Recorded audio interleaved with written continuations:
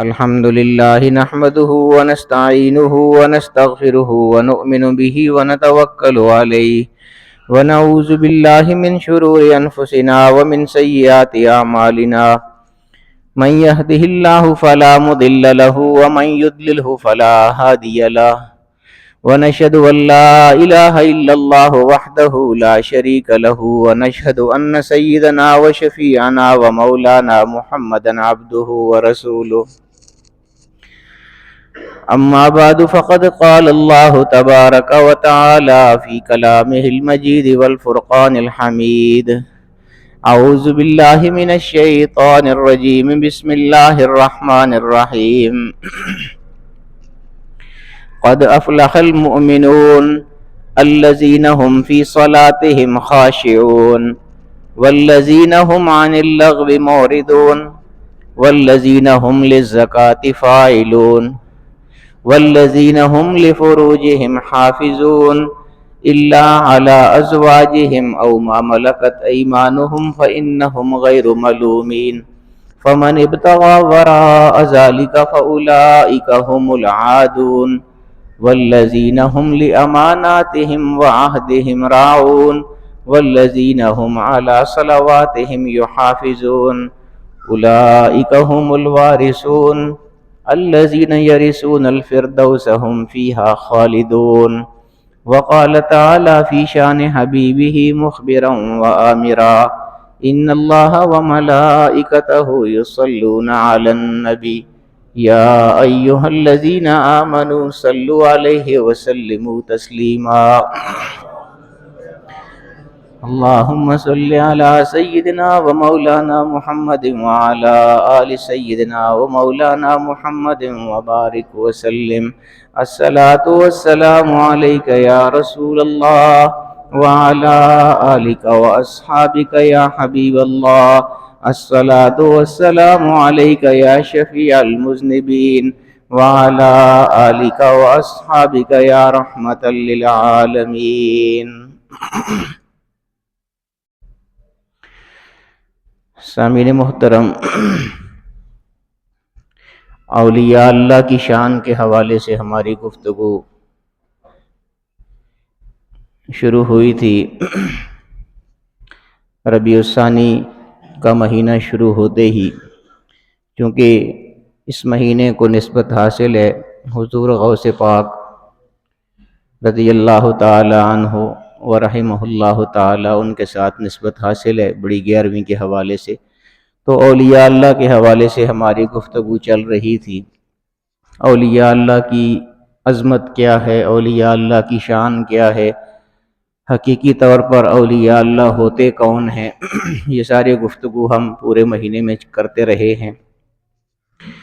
اس میں اللہ تعالیٰ نے قرآن کریم میں فرمایا کہ بنیادی طور پر جو اللہ کا دوست ہوگا، اللہ کا ولی ہوگا، اس میں 2 چیزیں خاص طور پر پائی جانی ضروری ہیں، ایک ایمان اور تقوی۔ میں آپ کو تفصیل سے یہ ساری باتیں بتا چکا ہوں۔ الذین آمنوا وکانوا یتقون، پہلی شرط ایمان کی، مومن ہونے کی، اور دوسری شرط تقوی، اللہ رب العالمین کا خوف، اللہ رب العالمین سے ڈرنا۔ تو جو پہلی نشانی ہے الذین آمنوا، اس کی تفصیل میں پھر جب ہم گئے تو میں نے آپ کو بتایا کہ قرآن کریم کے نزدیک ایمان والا کون ہوتا ہے، مومن کون ہوتا ہے۔ ہم سارے الحمدللہ مسلم تو ہیں، لیکن ہم میں مومن بہت کم ہوتے ہیں۔ مومن ہونا بہت مشکل کام ہے۔ قرآن کی روح سے میں آپ کو بتاتا ہوں، قرآن کی روح سے مومن ہونا بہت مشکل ہے۔ بہت ساری چیزیں ان کا آپ کو اہتمام کرنا پڑتا ہے، تب جا کے آدمی مومن ہوتا ہے۔ اس میں اللہ پاک نے پھر بڑی تفصیل بیان فرمائی۔ وہ جو میں آپ کے سامنے بیان کر رہا تھا، 6 شرائط تو یہاں پر موجود ہیں کہ یہ 6 چیزیں جس بندے میں موجود ہوں گی وہ مومن ہوگا۔ اب وہ 6 چیزیں کیا تھیں؟ سب سے پہلی چیز نماز، اس کے حوالے سے ہم گفتگو کر رہے تھے پچھلے جمعے بھی کہ قد افلح المؤمنون، 18واں پارہ ہے قرآن کریم کا، یہیں سے شروع ہوتا ہے قد افلح المؤمنون، بے شک مومن کامیاب ہو گئے۔ پھر اللہ پاک فرماتا ہے کہ مومن ہوگا کون، کون ایسا بندہ ہوگا جو مومن ہوگا اور وہ کامیاب ہوگا؟ تو سب سے پہلی شرط اللہ پاک نے بیان فرمائی، الذین هم فی صلاتہم خاشعون، مومن وہ ہوں گے جو بہت عمدہ طریقے سے نماز ادا کریں گے۔ تو میں عرض کر رہا تھا پچھلے جمعے کہ ہماری تو نماز ہی کمزور ہوتی ہے۔ سب سے پہلی نشانی میں ہی، ایمان کی جو سب سے پہلی نشانی اللہ پاک بیان فرماتے ہیں نماز والی، اس میں ہی ہماری اتنی زیادہ کمزوریاں ہیں۔ پھر آگے الذین هم فی صلاتہم خاشعون والذین هم عن اللغو معرضون، دوسری نشانی مومن کی کیا ہوگی کہ ہم عن اللغو معرضون، وہ لغو کاموں سے اپنے آپ کو بچا کے رکھے گا۔ اب لغو میں پھر آگے دو چیزیں الگ ہو جاتی ہیں، دو اور چیزیں ہیں لغو میں، ایک لغو کلام ہوتا ہے اور ایک لغو کام ہوتے ہیں۔ لغو کلام مطلب بری باتیں جو ہم کرتے ہیں۔ ہم بہت سے لوگ ہم میں سے ایسے ہوتے ہیں جن کو گالیاں دینے کی عادت ہوتی ہے، عام ہمارے معاشرے میں ایسا ہی ہے۔ جو تھوڑے بہت پڑھے لکھے یا تہذیب یافتہ لوگ ہیں وہ اس چیز کا اہتمام کرتے ہیں کہ گالی گلوچ زیادہ نہیں کرتے، لیکن کچھ ایسے بھی نادان ہوتے ہیں جو بہت زیادہ گالی گلوچ یا گالم گلوچ کرتے ہیں، حتیٰ کہ ماں بہن کی گالیاں دے رہے ہوتے ہیں، سر عام دے رہے ہوتے ہیں، ہمارے سننے میں آتی رہتی ہیں، کہیں ادھر ادھر جاتے ہیں تو۔ حالانکہ وہ یہ نہیں سوچتے کہ جس زبان سے وہ ماں بہن کی گالی کسی کو دے رہے ہیں، اسی زبان سے پھر وہ اللہ کا بھی نام لیتے ہیں اور اس کے رسول کا بھی نام لیتے ہیں۔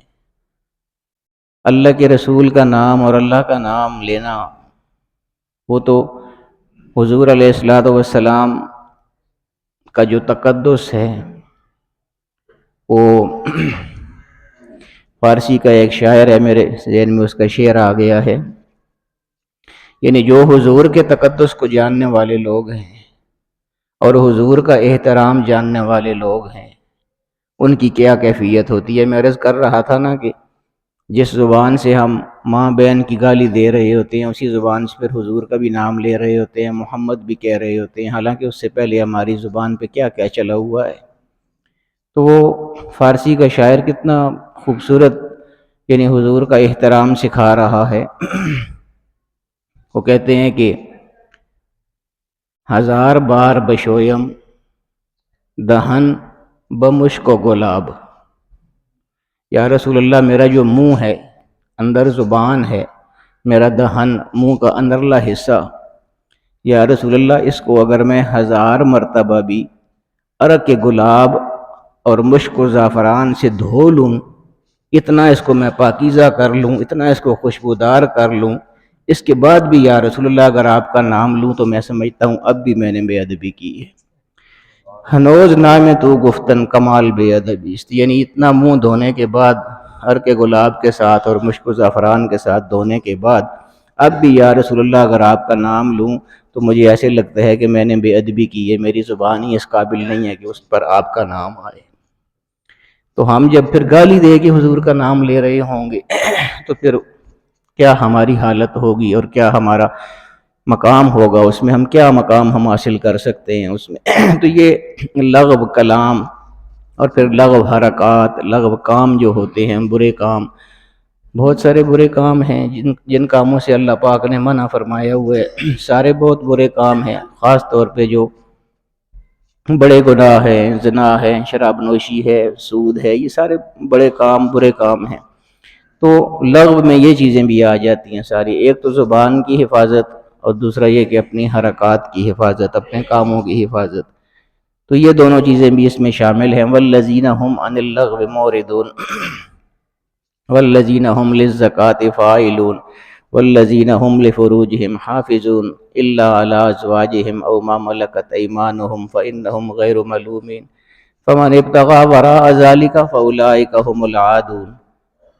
اللہ پاک یہ بھی فرماتا ہے کہ یہ جو نشانیاں میں بتا رہا ہوں تو ان کو پڑھنے کے بعد قرآن میں ان کو پڑھنے کے بعد اور کسی سے ان کو سننے کے بعد ان پر عمل کرنا ہے۔ فمن ابتغى وراء ذلك، اور اگر پھر بھی کوئی عمل نہیں کرتا پڑھنے کے بعد یا سننے کے بعد، فمن ابتغى وراء ذلك فاولئك هم العادون، تو پھر وہ اللہ رب العالمین کے ساتھ دشمنی پر اترا ہوا ہے وہ بندہ۔ کہ میں اکثر آپ کو کہا کرتا ہوں کہ یہ بہت اہم احکام ہوتے ہیں، یہ ایسے نہیں ہوتے ہیں کہ آدمی سن لے یا بیان کر دے یا پڑھ لے کہیں۔ ہر چیز حضور علیہ الصلوۃ والسلام کا لقد کان لکم فی رسول اللہ اسوۃ حسنہ، حضور کا جو اسوہ حسنہ ہے، حضور کا جو طرز حیات ہے، جو نمونہ زندگی ہے، وہ اللہ پاک نے کیوں رکھا ہے ہمارے لیے؟ وہ رکھنے کا بنیادی مقصد ہی یہ ہے کہ ہم نے اس پر عمل کرنا ہے، اس پر اپنانا ہے۔ حضور علیہ الصلوۃ والسلام کی دیکھیں نا، کوئی بھی ایسی چیز نہیں ہے، اسلام بہت وسیع مذہب ہے، اسلام میں کوئی بھی ایسی چیز نہیں ہے جس کی رہنمائی ہم کو حضور علیہ الصلوۃ والسلام سے نہ ملتی ہو۔ ہر چیز کے بارے میں حضور علیہ الصلوۃ والسلام کی حیات مبارکہ سے ہمیں رہنمائی حاصل ہوتی ہے۔ یہ الگ بات ہے کہ ہم اس کو پڑھتے ہی نہیں ہیں، سیرت کا ہم کو پتہ ہی نہیں ہوتا، حضور علیہ الصلوۃ والسلام کی حیات مبارکہ کا ہم کو پتہ ہی نہیں ہوتا، کب حضور نے کیا کیا، کب انسان کو کیا کرنا چاہیے، حضور نے کیا سکھایا ہے، اللہ نے کیا فرمایا ہے، ہمیں تو معلوم ہی نہیں ہوتی نا یہ باتیں۔ تو یہ بہت ساری علامات اللہ پاک نے بیان فرمائی ہیں، اور ان میں جو سب سے اہم ہے وہ نماز ہے۔ ہماری جو اسی پر گفتگو پچھلے جمعے بھی چلتی رہی ہے، سب سے پہلی یہ نماز، اور نماز کو اللہ پاک نے 2 جگہ ذکر کیا ہے ان نشانیوں میں۔ جو 6 نشانیاں اللہ پاک نے ذکر فرمائی ہیں، ان میں اللہ پاک نے باقی ساری چیزیں ایک ایک مرتبہ بیان فرمائی ہیں، لیکن نماز کو ان 6 نشانیوں میں 2 مرتبہ۔ نعرہ تکبیر، قبلہ حضرت صاحب۔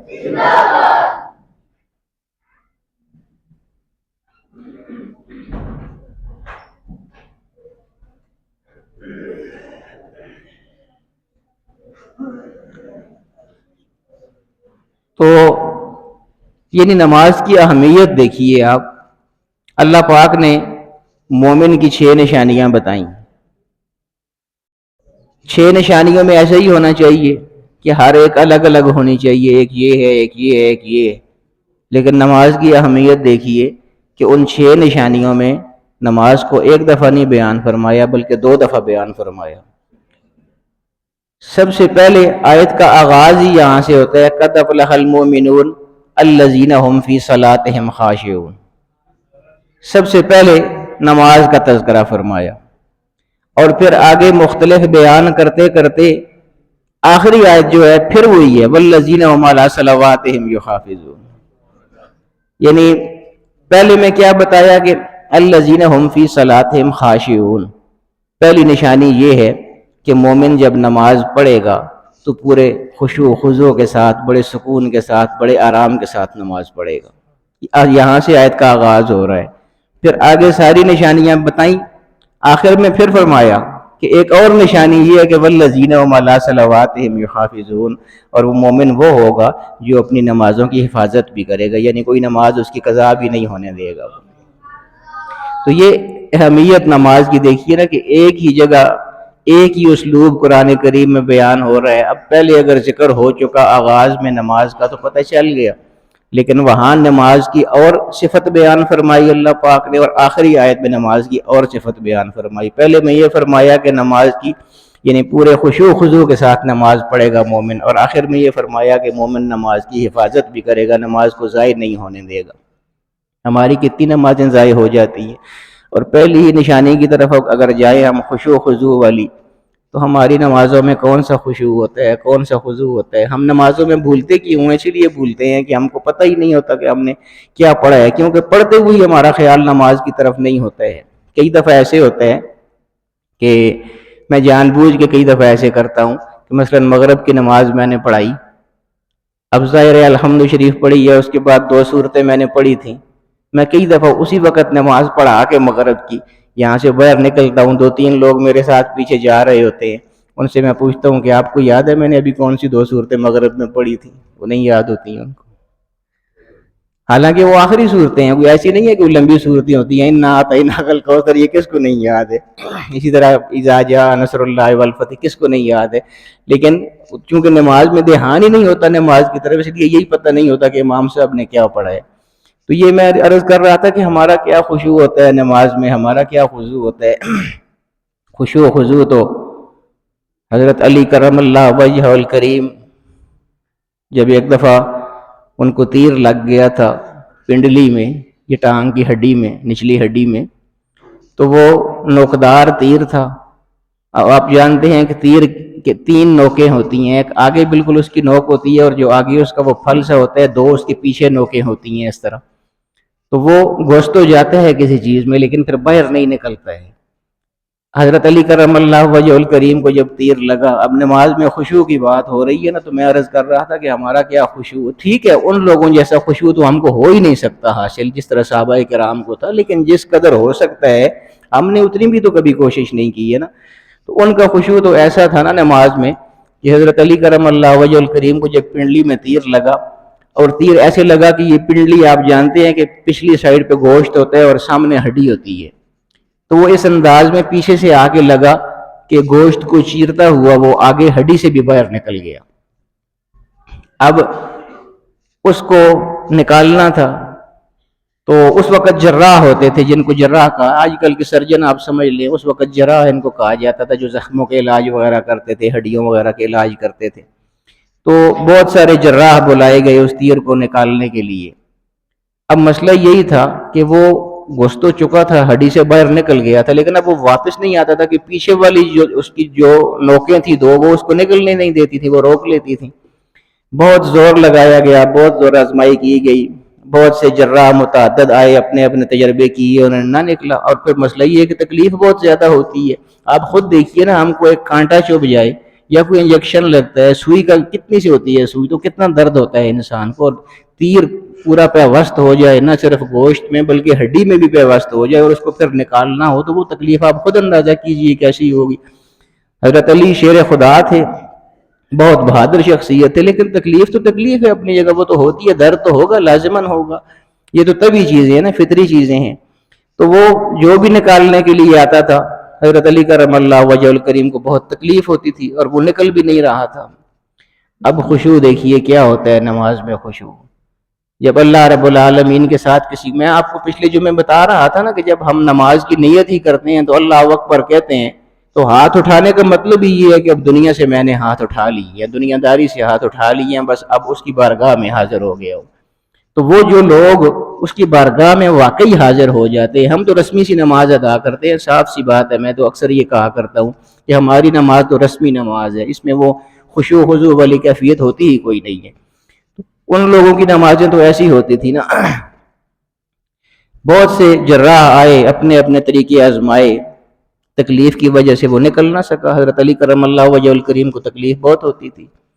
آخر کسی نے مشورہ دیا کہ اس کو نکالنے کا سب سے بہترین طریقہ اور حل یہ ہے کہ جب حضرت علی کرم اللہ وجہ الکریم نماز میں کھڑے ہوں تو اس وقت پھر ان کو ارد گرد کی کوئی ہوش نہیں ہوتی ہے، اس وقت اس تیر کو اگر نکال لیا جائے تو ان کو تکلیف نہیں ہوگی اور ان کو درد بھی نہیں ہوگا اور تیر بھی باہر نکل آئے گا۔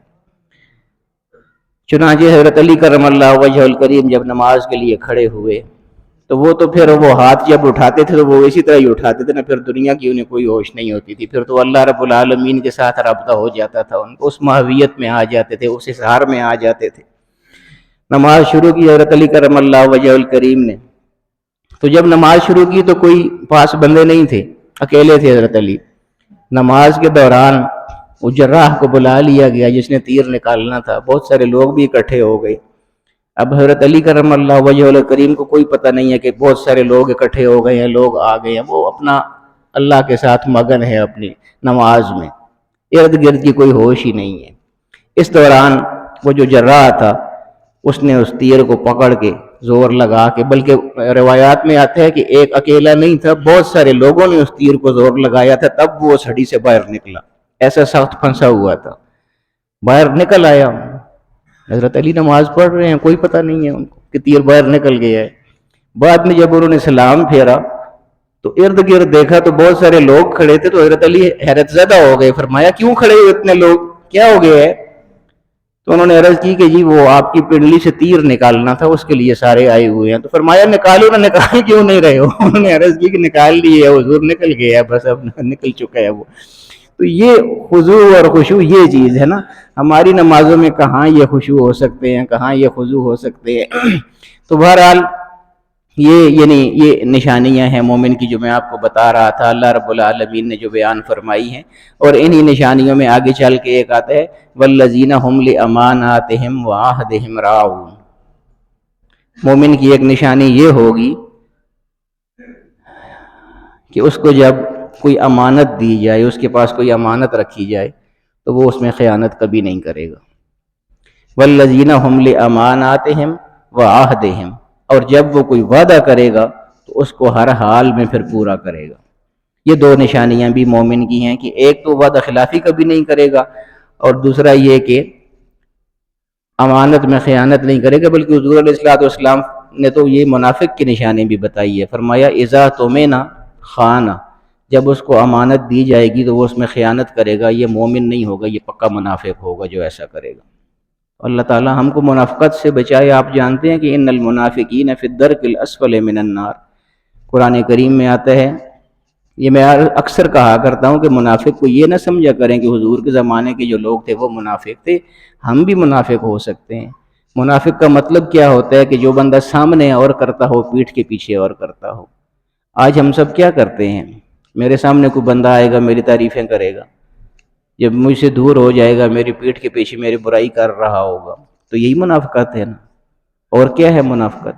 سامنے اور پیٹھ کے پیچھے اور یہ جو منافقت کرتا ہے، قرآن کریم میں اللہ پاک کیا فرماتے ہیں کہ ان المنافقین فی الدرک الاسفل من النار۔ جس طرح جنت کے بہت سارے درجات ہیں، اوپر جتنا زیادہ کسی کا مرتبہ ہوگا اس کو جنت کا اوپر والا درجہ ملے گا، اور زیادہ جس کا مرتبہ ہوگا اس کو جنت کا اور زیادہ اوپر کا مرتبہ ملے گا۔ اسی طرح جہنم کے بھی درجات ہیں جو نیچے کی طرف جاتے ہیں۔ اور اللہ پاک فرماتا ہے کہ جو لوگ کافر ہیں، جو لوگ مشرک ہیں، وہ جہنم کے جس درجے میں ہوں گے، منافق اس سے بھی زیادہ نچلے درجے میں ہم رکھیں گے۔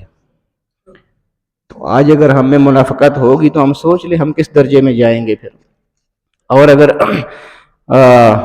امانت والذین هم لاماناتہم وعہدہم راعون، آپ جانتے ہیں نا کہ ہجرت کی رات حضور علیہ السلام نے حضرت علی کرم اللہ وجہ الکریم کو اپنے بستر پر لٹا دیا تھا۔ کیوں لٹا دیا تھا؟ کہ امانتیں لوگوں کی پڑی ہوئی ہیں، صبح ان کو واپس کر کے آ جانا۔ یعنی حضور علیہ السلام کی جان کے دشمن تھے جو لوگ، جن کی وجہ سے حضور علیہ السلام کو ہجرت کرنی پڑ رہی تھی، مدینہ جانا پڑ رہا تھا مکے سے، جاتے ہوئے بھی یہ فکر ہے کہ وہی لوگ جو ستا رہے ہیں، جو اذیتیں دے رہے ہیں، جو جان کے در پہ ہیں، اس وقت بھی جاتے ہوئے بھی یہ فکر ہے کہ ان کی امانتوں میں کہیں خیانت نہ ہو جائے۔ تو خود تو جا رہے تھے، ہجرت کر رہے تھے، تو حضرت علی کرم اللہ وجہ الکریم کو اپنے بستر پر لٹا دیا، فرمایا کہ میرے بستر پر تم لیٹ جاؤ، اور صبح جن جن لوگوں کی امانتیں میرے پاس پڑی ہوئی ہیں وہ ساری ان کو واپس کر کے آ جانا، ہجرت کر لینا۔ حضور علیہ السلام کی جان کے وہ لوگ دشمن تھے دوستو، لیکن یہ کمال نہیں ہے کہ جس کی جان کے دشمن ہیں اس کی بھی امانت کو سارے تسلیم کرتے ہیں، امین سارے کہتے تھے حضور علیہ السلام کو۔ یعنی بے شک مخالفت اپنی جگہ ہے، وہ تو ظاہر ہے مخالفت اعلان توحید کی وجہ سے تھی نا، اللہ رب العالمین کے دین کی وجہ سے تھی، لیکن حضور کا اپنا جو کردار تھا وہ دیکھیے نا، اس مخالفت کے باوجود بھی وہ سارے یہ مانتے تھے کہ آپ کامل امین ہیں، مکمل امین ہیں، امانت میں کبھی آپ خیانت نہیں کرتے ہیں، صادق ہیں، امین ہیں۔ تو امین تھے تو اسی لیے نا وہ ہجرت کی رات بھی حضرت علی کرم اللہ وجہ الکریم کو اپنے بستر پر لٹا دیا تھا، اور فرمایا تھا کہ صبح لوگوں کی امانتیں جن جن کی میرے پاس پڑی ہوئی ہیں وہ واپس کر کے آ جانا۔ یہ تو ہوئی نا امانت والی بات۔ اس میں ایک اور بہت عجیب بات دیکھیے آپ، میں اکثر آپ کو کہا کرتا ہوں نا کہ ہر چیز میں ایک عجیب نقطہ بھی ہوتا ہے۔ امانت والی بات تو حضور نے پوری فرما دی۔ حضرت علی کرم اللہ وجہ الکریم کا عقیدہ دیکھیے، میں حیران ہوتا ہوں یہ صحابہ کرام کے عقیدوں پر۔ حضرت علی کرم اللہ وجہ الکریم، حضور نے یہ فرمایا تھا نا کہ میرے بستر پر لیٹ جاؤ اور صبح سب کی امانتیں ان کو واپس کر کے تو آ جانا۔ یہ الفاظ حضرت علی کرم اللہ وجہ الکریم کے ذہن میں نقش ہو گئی، اور حضرت علی کرم اللہ وجہ الکریم فرماتے ہیں کہ میں نے اپنی پوری زندگی میں اتنی گہری اور اچھی نیند نہیں لی تھی جتنی نیند میں اس رات سویا تھا، اور اس سکون کی وجہ یہ تھی کہ مجھے یہ پتا تھا کہ جب حضور نے فرما دیا ہے کہ صبح امانتیں واپس کر کے آنا، تو مجھے پتا تھا رات کو مجھے کچھ نہیں ہو سکتا ہے، کیونکہ حضور نے جب فرما دیا ہے کہ صبح آنا تو مجھے پتا تھا کہ میں نے جانا ہے، صبح مجھے رات کو کوئی تکلیف نہیں ہو سکتی۔ نعرہ تکبیر، نعرہ رسالت، شان رحمت العالمین۔ یعنی جان کے در پہ لوگ باہر کھڑے ہیں، لیکن حضرت علی کرم اللہ وجہ الکریم فرماتے ہیں کہ اس رات سے زیادہ گہری نیند میں کبھی نہیں سویا، کیونکہ مجھے یہ سکون حاصل تھا، مجھے یہ اطمینان حاصل تھا کہ جب حضور نے فرما دیا ہے کہ صبح آ جانا امانتیں واپس کر کے، تو صبح تک مجھے کچھ نہیں ہو سکتا۔ اگر کچھ ہونا ہوتا تو حضور نہ فرماتے کہ صبح آ جانا، تو حضور نے فرما دیا تو لازماً میں صبح تک سلامت رہوں گا، کچھ نہیں ہوگا مجھے۔ تو بہرحال یہ ساری علامات ہیں، انشاءاللہ آہستہ آہستہ آپ کو بتاتے رہیں گے۔ اللہ رب العالمین وہی بات کہ ہمیں ان پر عمل کرنے کی توفیق عطا فرمائے۔ میں مختصر آپ کو پھر نوٹس میں بتا دیتا ہوں۔ مومن کی نشانی الذین هم فی صلاتہم خاشعون، ٹھہر ٹھہر کے نماز پڑھے گا، سکون کے ساتھ پڑھے گا۔ میں پچھلی دفعہ آپ کو کہہ چکا ہوں کہ آپ اگر 8 نفل پڑھتے ہیں تو آپ 8 نفل نہ پڑھیں نا، 2 پڑھ لیں، لیکن ٹھہر ٹھہر کے پڑھ لیں، وہ 2 اللہ کو پسند آئیں گے۔ جلدی جلدی 8 پڑھیں گے، واپس مار دیے جائیں گے، منہ پر مار دیے جائیں گے۔ حدیث شریف میں آتا ہے کہ سلام پھرتے ہی فرشتے واپس منہ پہ مار دیتے ہیں کہ جاؤ اس نماز کی ہم کو نہیں ضرورت ہے۔ تو ایسی نماز کا کیا فائدہ؟ آرام سے پڑھیں، سکون کے ساتھ پڑھیں، تھوڑی پڑھ لیں لیکن اچھی نماز پڑھیں۔ پہلی نشانی الذین هم فی صلاتہم خاشعون والذین هم عن اللغو معرضون، مومن لغو باتوں سے، لغو کاموں سے اپنے آپ کو بچائے گا۔ تو یہ ساری باتیں بتانے کا مقصد یہ ہے کہ ہم نے اس پر عمل کرنا ہے آج کے بعد، تبھی حضور علیہ الصلوۃ والسلام کی سیرت پر عمل ہوگا، حضور کی اسوہ پر عمل ہوگا نا۔ والذین هم عن اللغو معرضون والذین هم للزکاۃ فاعلون والذین هم لفروجهم حافظون، اپنے کردار کی حفاظت کرنی ہے ہر حوالے سے، مردوں کے لیے بھی حکم ہے، عورتوں کے لیے بھی حکم ہے۔ والذین هم لفروجهم حافظون الا علی ازواجهم وما ملكت ایمانهم فمن ابتغى وراء ذلك فاولئک هم العادون والذین هم لاماناتهم وعهدهم راعون، جب کوئی امانت رکھے آپ کے پاس اس کو پورا کرنا ہے، اس میں خیانت نہیں کرنی ہے۔ جب کسی کے ساتھ وعدہ کریں اس کو پورا کرنا ہے، اس کو توڑنا نہیں ہے۔ والذین هم لاماناتهم وعهدهم راعون والذین هم علی صلواتهم یحافظون، اور مومن کی ایک یہ نشانی ہے کہ وہ اپنی نماز کی ہر حال میں حفاظت کرتا ہے، یعنی نماز اپنے ٹائم پر آپ نے پڑھنی ہے، نماز قضا ہونے سے آپ نے بچانی ہے۔ ہم انسان ہیں، غیر بشری تقاضوں کے مطابق ہم سے کمیاں کوتاہیاں ہو جاتی ہیں، نمازیں قضا ہو جاتی ہیں، لیکن بہرحال جس حد تک ممکن ہو سکے اس کی حفاظت کر لی ہے نماز کی، اور اس کے اپنے وقت پر اس کو ادا کرنا ہے۔ یہ ساری نشانیاں جب انسان کر لیتا ہے، اور یہ کوئی مشکل نہیں ہے کرنا، صرف وہ شیطان گمراہ کرتا رہتا ہے، وسوسے ڈالتا ہے تو مشکل لگتا ہے انسان کو۔ یہ سب جب کر لیں گے پھر آگے اللہ پاک کیا فرماتا ہے کہ یہ مومن جب یہ کام کر لے گا تو اولئک هم الوارثون، یہ پھر وارث ہوگا کس کا؟ الذین یرثون الفردوس، وہ جنت الفردوس جو ہے نا اس کا وارث پھر یہ مومن بن جائے گا۔ ہم فیہا خالدون، یہ ہمیشہ ہمیشہ کے لیے پھر ابدی زندگی اس میں رہے گا۔ تو یہ سارے انعامات ہیں، یہ ساری چیزیں ہیں، پھر اس کے آگے انعامات اور صلے ملتے ہیں۔ اللہ رب العالمین ہمیں ان چیزوں پر عمل کرنے کی توفیق عطا فرمائے۔ وآخر دعوانا الحمدللہ رب العالمین۔